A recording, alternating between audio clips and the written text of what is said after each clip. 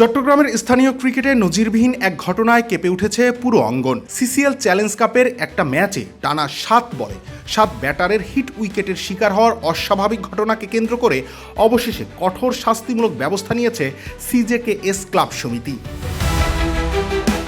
ঘটনার সূত্রপাত বাকলিয়া একাদশ ও ক্রিসেন্ট ক্লাবের ম্যাচে। অনিবন্ধিত এক ক্রিকেটারকে ঘিরে বিতর্কের জেরে ক্ষোভে ফেটে পড়ে বাকলিয়া একাদশ। আম্পায়ারের সিদ্ধান্তের প্রতিবাদে দলটি অদ্ভুত উপায়ে প্রতিক্রিয়া জানায়। একের পর এক 7 ব্যাটসম্যান ইচ্ছাকৃতভাবে হিট উইকেট হয়ে সাজঘরে ফেরেন। মাঠে তৈরি হয় বিশৃঙ্খল পরিস্থিতি, যা প্রশ্ন তোলে ক্রিকেটের শৃঙ্খলা ও স্পিরিট নিয়ে।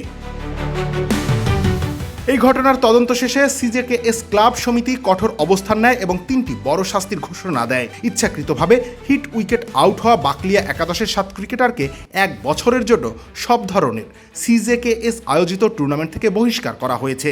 ক্রিকেটাররা হলেন সাকিব হোসেন, ওয়ারদুল আলম, তীরধর, ওমর ফারুক, নাজমুল ইসলাম, মাহির আনোয়ার এবং মোহাম্মদ ইকবাল।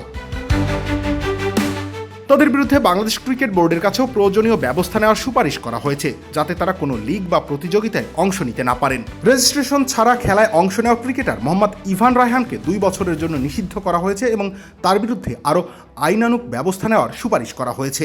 খেলোয়াড়দের এমন কর্মকাণ্ডে প্ররোচনা ও অসদাচরণের অভিযোগে কোচ আমিনুল হককে 5 বছরের জন্য সব ধরনের ক্রিকেট কার্যক্রম থেকে বহিষ্কার করা হয়েছে।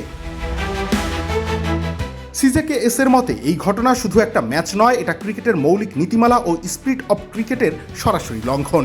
খেলাকে ইচ্ছাকৃতভাবে প্রভাবিত করা, কর্মকর্তাদের সঙ্গে অসদাচরণ এবং সংগঠনের ভাবমূর্তি ক্ষুণ্ণ করার কারণে এমন কঠোর সিদ্ধান্ত নেওয়া হয়েছে। রবিউল ইসলাম রানী, খেলা 71।